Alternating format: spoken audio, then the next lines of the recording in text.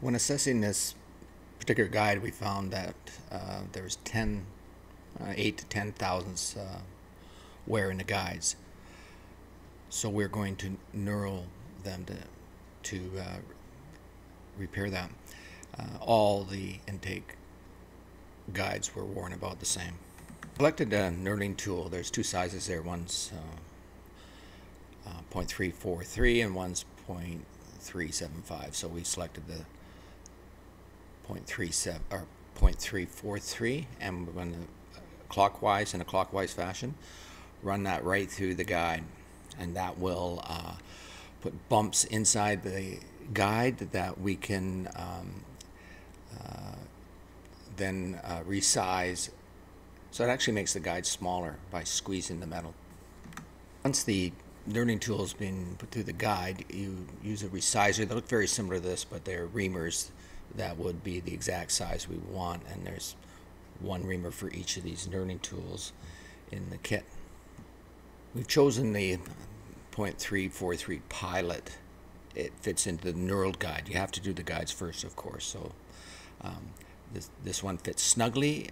You push it down to its full travel, not tight, but very, very snugly. And that's the Pilot for the seat grinding tools.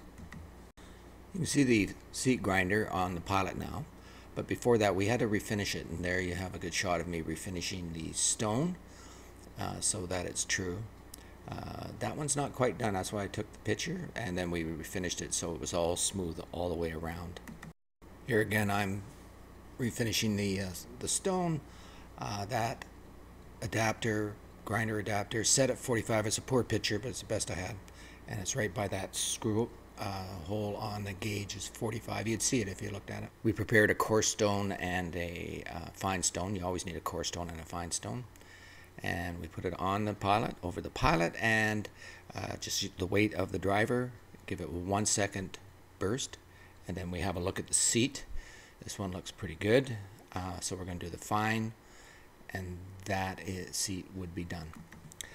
After all the seats were done, we prepared a 30-degree stone. You can see it's a slighter angle because we want to keep the seat contact 1/3 of the valve face. So we go back over the guides with this appropriate stone. We only need a coarse, and we take the top of the seats off. You can see the angle change there until we have about approximately 1/3 of the valve seat contact. Well, we're going to get prepared to reface the valves in the valve grinding machine. I'm showing how you put the valve in here, but the depth the valve goes in has to be set. The stone, you can see the stone is white there. That has been refinished by myself so that we have a nice contact and grind surface. The depth, there's a rod or a cone at the back that's held in with 2 set screws. So we loosen those set screws, and so that that bar, you can see, can move in and out. On the end of it, in the machine end, it's coned so that it centers the back of the valve. So we get the valve in just so. The valve will fit in the chuck tight, so you release that red handle top lever, and it's adjustable. You can see the chuck's knurled, so you can adjust it. It takes a little practice, and that valve is all the way in, so the stem of the valve is against the cone of the rod we just adjusted. Now we're carefully grinding the valve, just touching that valve face that's adjusted at the 45-degree angle, which is, you can see on the deck of the machine. Just touching and moving it back and forth to get to grind the face.